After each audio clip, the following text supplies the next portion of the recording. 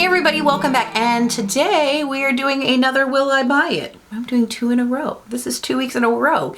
Yay for consistency for me. It's gonna take more than a week, Heather. But anyway, I thought I would get some wine. Look at my wine glass. You see what it says? I love this. I love this wine glass. It just makes me giggle every time I see it. But yeah, let's talk about some new makeup releases. I'm just gonna kind of go through Trend Mood first, and then we'll go through some of these indie Instagrams, and I'll link them down below to which ones I use. But let's just talk about some stuff. So first off are these Vive blushes. These are, the Vive apparently is the brand of Genevieve. I can't remember how to say her name, but she is really chill. She's really cool. She has beautiful makeup. I love watching her vlogs. I want to try her eyeshadow palette because it just looks so subtle and understated, and I love that she's just kind of releasing these products and letting them stand on their own and not like really pushing the YouTube hype. I don't know. There's just something that I like about that. And these blushes look beautiful. They're very, very vibrant colors. They're called the Sunset Blush. And they're saying it's a creamy blush, can be built up from a delicate flush to a lifting block of color made with finely milled pigments that cast a soft satin finish inspired by the sun-soaked evening and Jamie's love of Italy. So these look really beautiful. These colors are definitely out of my wheelhouse. I will say I like something a little bit more neutral, but I like the fact that they are saying they're buildable so you can really kind of take it up to the intensity that you want. Cherub, the Delicate Rose would probably be one that I got. And then I would say Malbec, the rich burgundy, that's like a color that I think would be really up my alley. These are really, really pretty. And these are 23 pounds each. I'm not sure how much that is. I want to say that's like $27, $28 a piece, really, for a nice, good quality luxury brand, which I think is what she's marketing herself as. That's not bad at all. So those Vive blushes are definitely going on the wish list. Next, let's talk about the Marc Jacobs Spring 2021 Cafe Collection. I mean, the packaging is pretty, but I don't like the compacts. The colors, there's something about buying a blush highlighter bronzer trio that just, I've got a couple that I really like, but most of the ones I've tried are just not, there's either 1 or 2 things that don't work for me. So I don't know, that's kind of a big pass for me. They've got the Conceal and Perfect caffeine infused creamy full coverage long wear increased resistant natural looking, I guess this is a concealer that I'm just reading off this. Naturally looking, instantly concealed dark circles, blemishes, and redness buildable foundation. Oh, it's a foundation.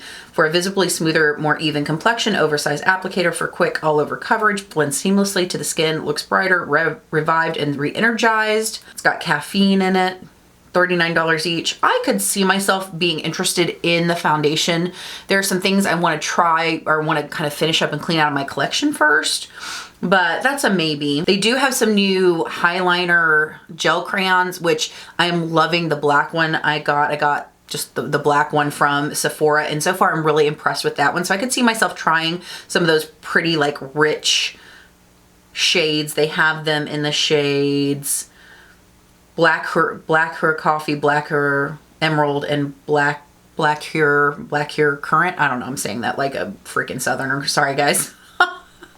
But yeah, the compact, I mean, they're pretty. The packaging's really pretty, but those are a no for me. I wouldn't reach for them. Foundation is a maybe, and I would say the highliners are definitely, just with what I am learning about these highliners from the black, I'm really interested in building on that collection because they just wear so beautifully in my waterline. And for those of you who don't know, I have sensitive watery eyes. Really impressed. The coffee shade is kind of a deep brown, Current is a wine, and Emerald is kind of a deep blue toned foresty green type of color. So those are a maybe. So Melt is coming out with mini eye pigments and lipsticks. I like the idea of brands coming out with mini versions of their products. I think it's, especially for somebody who tends to collect a lot of makeup or try a lot of things, it'd be nice because you would go through products quicker, and plus it would just be economically more beneficial for everybody, I guess, except for the brand. But I like that idea. I like that idea of using up products and going through things. I always wanted to try the Melt lipsticks, but I really just did a lipstick declutter and I got rid of over half of my collection. So I'm not looking to buy any more right now. And really, I don't reach for pigments that much. And it looks like these are coming in like little pigment pots, and I wouldn't be likely to reach for those. Plus they're just all neutral shades. The lipsticks are coming in a wider range of shades, but it looks like these pigments are just some basic neutral shades. They're really pretty. I like the idea, but this just wouldn't be the product for me to pick up as far as minis. But I wish more brands would do the minis. I like that. Next thing, Sigma is coming out with a new brush collection. It's called the Studio Collection. It comes with the F29 HD bronzer brush for $31, F36 Taper Cheek brush for $28, F67 Skin Perfector brush for $22, and the F85 Airbrush Kabuki brush for $26. And the full collection is $85. I could see myself picking up a couple of brushes for this collection. I've got blush brushes that I absolutely love. My all-time favorite blush brush is the BRC S25 from Coastal Scents. It's soft, it's beautiful, it fits perfectly on my big face, and it's like under $5. I have like 6 of these because I love this brush. So as far as Sigma brushes, there are brushes. I'm really getting into their eye brushes and I'm really, really enjoying them. I'm also enjoying some of their face brushes. So I could see myself picking up the F85, the Airbrush Kabuki. It's for a light, soft all over liquid or powder foundation. And I could see myself picking up the F67 for concealer or foundation application for under eye concealer or setting powder. I could see myself picking up a couple of those, but the tapered cheek brush, probably not. The bronzer brush, probably not. I just have brushes that I love and use, but I do really like Sigma brushes. I feel like people have forgotten about Sigma brushes, and I think it's just a shame because they're so beautiful. But I could definitely see myself picking up a couple from this collection. Next palette is from Violet Voss, and it's the Violet Voss I Love You Cherry Much. Guys, what happened to Violet? I feel like Violet Voss used to be like the brand, and I never really got into Violet Voss. I do have the Laura Lee palette, which I really enjoy, and I actually just picked up the Like a Boss palette and the hashtag palette because Sephora has got their President sale going on right now, and they're 27 bucks a piece. That hashtag palette I'm so excited for, plus Chelle at Make Up Your Mind, who, if you're not watching her, I'm linking her down below because she's fabulous. She is doing social distancing, get ready with me. She is just fabulous with color. I adore her. Please go check her out. But she loves that palette, so I had to pick it up. But I feel like they're just boring. Everything they come out with is just boring. I mean, the concepts are kind of cute but predictable. I mean, I'm looking at this palette and I don't see the cherry. There's no bright reds in here. There's no bright pinks. It's just muted warm tones. And I don't know what's going on with Violet Voss, because at least they used to be like innovative and exciting, even though it wasn't a brand I was really into. But yeah, these are just kind of, I don't know. That's a hard pass for me. This one. Why are we doing this, Ulta? Why are you doing this? I can't. Listen, I used to be a fan of Jaclyn Hill. I loved her. She's one of the reasons why I got into the beauty community and started making videos.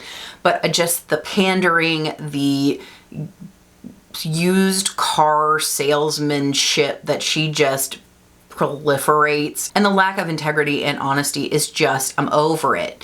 This is such a, this is like Morphe 2.0 at Ulta. I mean, why not reward some really good indie brands that are out there hustling that people would die to get, their hands on, that are, why not feature more indie brands? I mean, I just don't get it. I don't get it.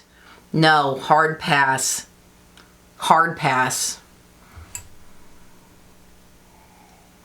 Okay, this next item, I'm not gonna lie, I kind of want. It's bougie. I feel like it's one of those just bougie for bougie's sake, and it's the Chanel, what are you called? The Pearls de Lumiere. Beautiful. It's a beautiful highlight. I've never owned anything Chanel. Britt Clark talked about this, and I swear to God, that girl could sell me crap on toast. She gets so excited about it. I love watching her. But this is just, it's beautiful, but I don't need it. I don't need it.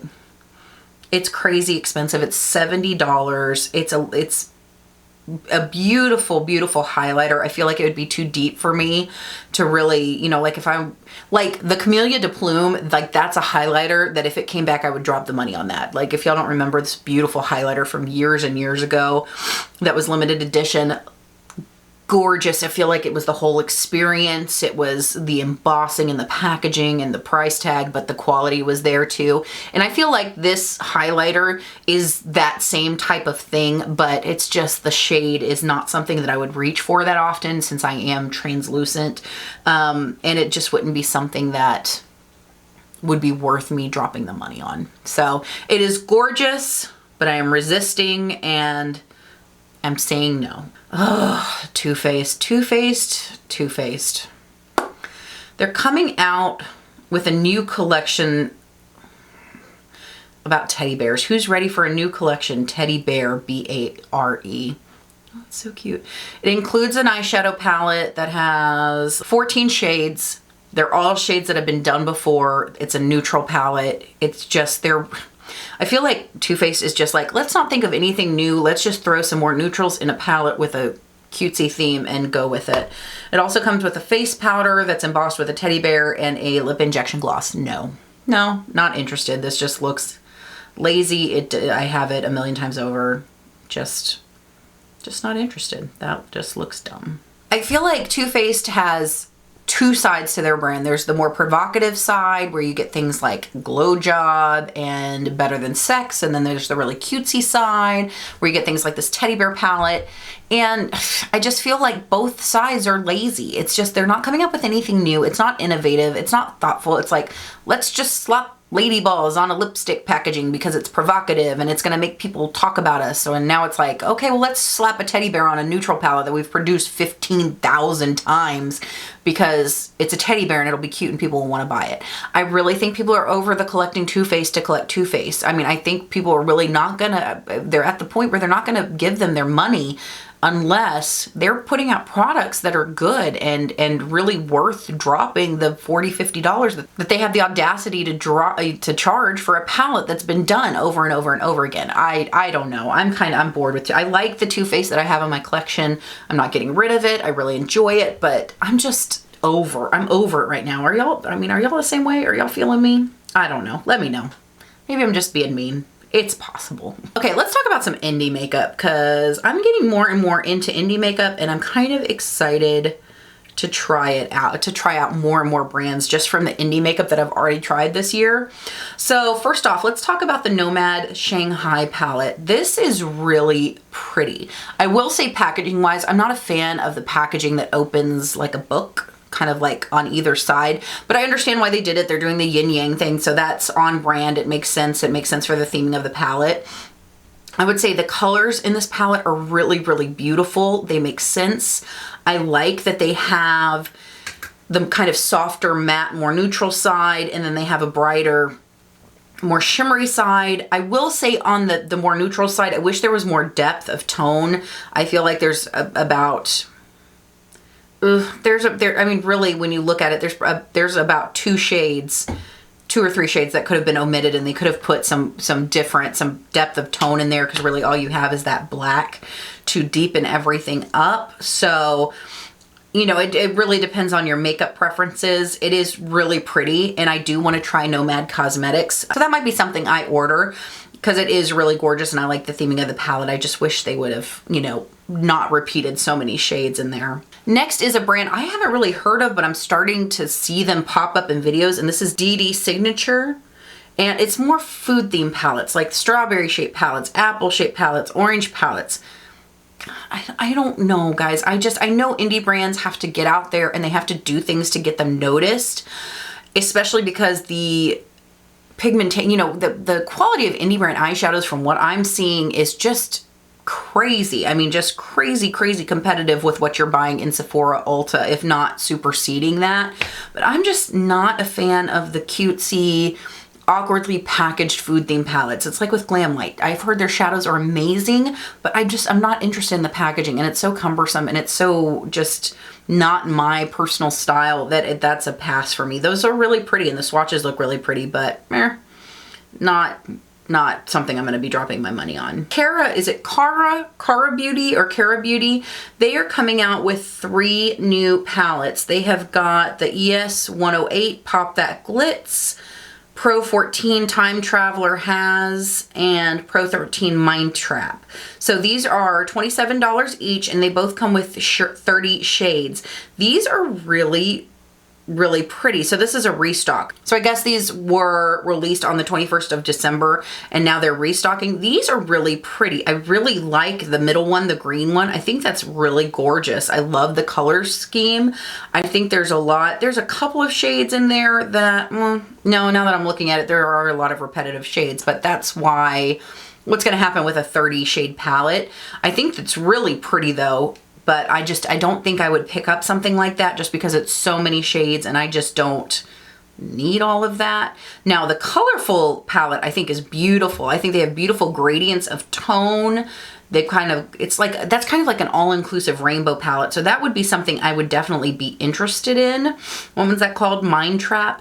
Really pretty, and it looks really like they're all matte, which I would love to have just kind of an all matte rainbow palette in my collection. So that might be something that I look into. That Pop That Glitz palette, just the pressed glitters. I do not need that many glitters in my life, so that's a pass for me too. Okay, this is a brand I haven't heard of, but these look really pretty. This is Eclectic Beauty Cosmetics. I have not heard of them before, but they are coming out with new products. It's called the Hotel Antoinette collection, and it comes with liquid lipsticks, the Phantom Haze translucent powders. So the liquid lipsticks are $15 each. There's Hotel Guest, which is a navy, Candelabra, which is a gold, Undead, which is a cherry wood, Phantom Haze translucent powders, $25 each, Heliotrope, which is colorless, Ghostly, which is a light beige, Pallid, which is a banana, Candlelight, medium peach, Hollow, neutral brown, and Manor rich brown, and then 5 Rococo blushers, $20 each, Ragdoll, light pink, Patisserie, earthy orange, Rococo, orange peach, tea time, raspberry pink, and Posy, which is a reddish blush. These look really pretty. I haven't heard of this brand before, but the packaging is really gorgeous. I like those blushes. I like the idea of a translucent powder. I have some powders, but all the powders I have are generally pretty full coverage, and I want to get a loose setting powder, so that might be something that I'd be interested in picking up. They're really pretty. I like kind of the theming of it. It's very kind of cohesive and just very, I think, unique. So let me know, have y'all tried anything from Eclectic Beauty Cosmetics? I've never heard of them before, but those are really pretty. All right, let's talk about one more thing, and I'm gonna say this so wrong. This is the Adept Cosmetics Ninhydrin palette. It'll be available for pre-order soon and is $68. I have heard things going around about Adept Cosmetics, and I've heard that their palette or their eyeshadow formulation is really, really beautiful. This is giving me like Natasha Denona vibes as far as the packaging, but it looks like it's a really beautiful palette, kind of muted jewel tones, if that makes sense. So like jewel tones, but kind of toned down, not like deep, deep, rich, just a little bit more on the subtle side. Like I don't think this palette's subtle at all, and there could be some duochromes or multichromes in there from what I'm seeing.